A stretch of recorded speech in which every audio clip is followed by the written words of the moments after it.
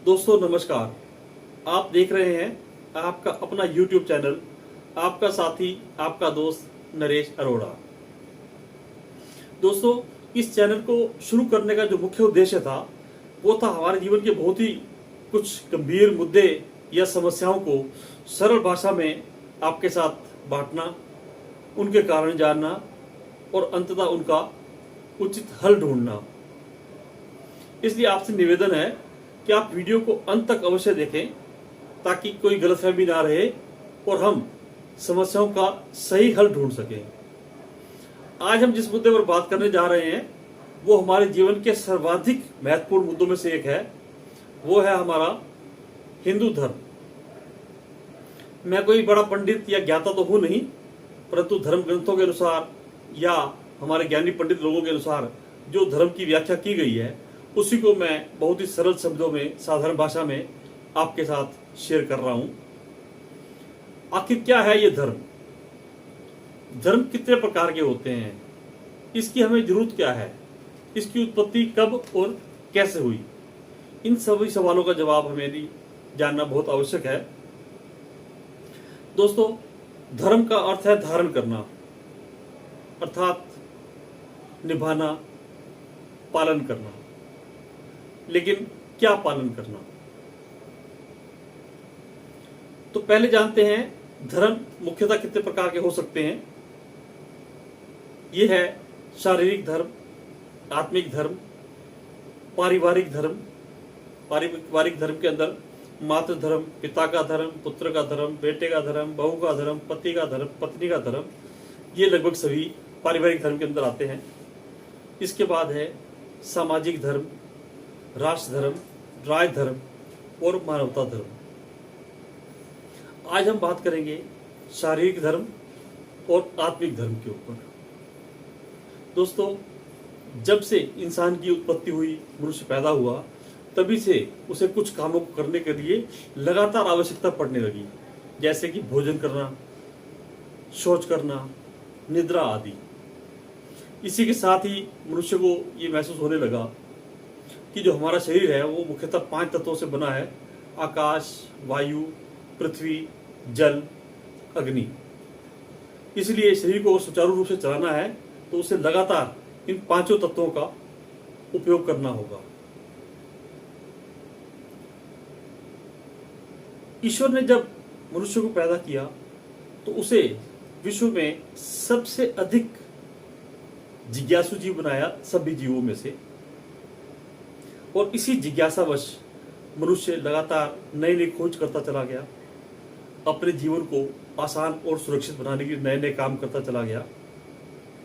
इसी दौरान जाने अनजाने इन कामों को करने के लिए कुछ नियम, कायदे, कानून, कार्यशैली, जीवन शैली अपनाता चला गया,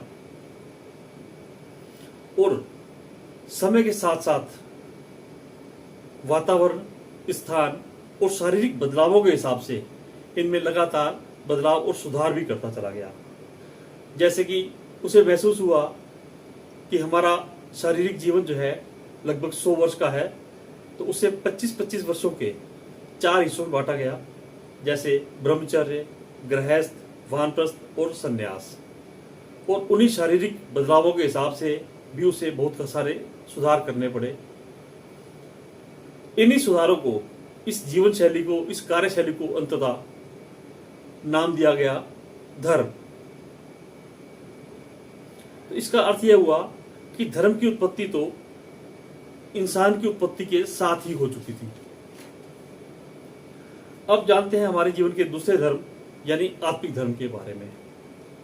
मानव को शारीरिक धर्म निभाते हुए एक ऐसी शक्ति का आभास हुआ जो कि हमारे शरीर के भीतर विद्यमान थी, लेकिन जिसके शरीर से निकलते ही ये हमारा शरीर निष्क्रिय, निष्प्राण हो जाता था, जिसे हम मृत्यु भी कहते हैं।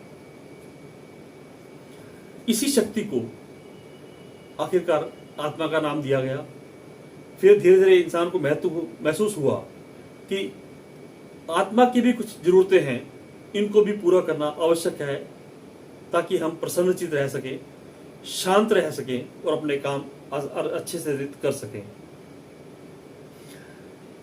इनमें पूजा, उपासना, सच, विद्या, दान, तप, शांति, अहिंसा, किसी पर अत्याचार ना करना, किसी पर होते हुए अत्याचार को रोकना, किसी को दुखी मत नहीं करना, तंग नहीं करना, बल्कि अगर जरूरत हो तो किसी जरूरतमंद की मदद करना, झूठ नहीं बोलना, मक्कारी नहीं करना, धोखा नहीं देना, आदि आदि।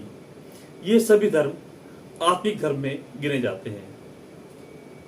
दोस्तों, दुनिया में लगभग 300 धर्म हैं, जिनमें से हमारा हिंदू धर्म सबसे पुराना है। अब हम बात करते हैं हिंदू धर्म के बारे में। तो दोस्तों, हिंदू कोई धर्म है ही नहीं। हिंदू, मुसलमान, सिख, ईसाई, बौद्ध, ये सभी जो हैं, ये कुछ लोगों, कुछ संप्रदाय और समूह जो कि एक विशेष जीवन शैली या कार्यशैली को मानते हैं, उनको धर्म का नाम दिया गया, जिसे हमने अलग अलग धर्मों का नाम दिया है। शोध के अनुसार हिंदू धर्म विश्व का सबसे पुराना धर्म है, जिसे लगभग 12,000 साल पुराना माना जाता है। परंतु हमारी मान्यताओं के अनुसार हमारा धर्म लगभग 24,000 वर्ष से भी अधिक पुराना है।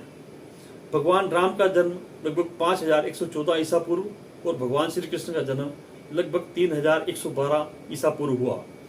आज का जो धर्म है वो भगवान श्री राम और भगवान श्री कृष्ण के द्वारा ही परिभाषित और परिष्कृत स्वरूप है धर्म का। धर्म के बारे में यूं तो बोलने को बहुत कुछ है, लेकिन वीडियो बहुत लंबा हो जाएगा, तो आज इतने ही बात करेंगे हम धर्म के ऊपर। लेकिन इसके साथ हमारे बहुत सारे सवाल खड़े होते हैं। क्या हम सही मायने में धार्मिक हैं? क्या समाज को अपने स्वार्थ के लिए अलग अलग समुदायों, जातियों, गरीबी, अमीरी, बड़े छोटे में बांटकर अपनी स्वार्थ सिद्धि के लिए जो हम धर्म का गलत इस्तेमाल कर रहे हैं, वो कितना जायज है? क्या धर्म का गलत इस्तेमाल हो रहा है और हम इस्तेमाल हो रहे हैं? विचार अवश्य करना। यदि आपको मेरे विचारों के विरोध में भी कुछ विचार हों तो आप अवश्य कमेंट में लिखें, ताकि मुझे भी लगेगा कि अगर मेरे विचारों में कुछ परिवर्तन की, कुछ सुधार की आवश्यकता है, तो मैं सदा इन सुधारों के लिए तैयार रहता हूं। दोस्तों, आपको यह वीडियो कैसा लगा कमेंट बॉक्स में अवश्य लिखना, और साथ ही इसको लाइक, शेयर और सब्सक्राइब अवश्य करना, ताकि आपका प्रोत्साहन और प्यार मुझे लगातार नई नई जानकारी सरल शब्दों में आप तक पहुंचाने के लिए प्रोत्साहित करता रहे। बेल का बटन दबाना मत भूलिएगा, ताकि नए वीडियो आते ही आपको नोटिफिकेशन आ जाए। आज के लिए इतना ही। नमस्कार। आपका अपना YouTube चैनल, आपका साथी, आपका दोस्त नरेश अरोड़ा।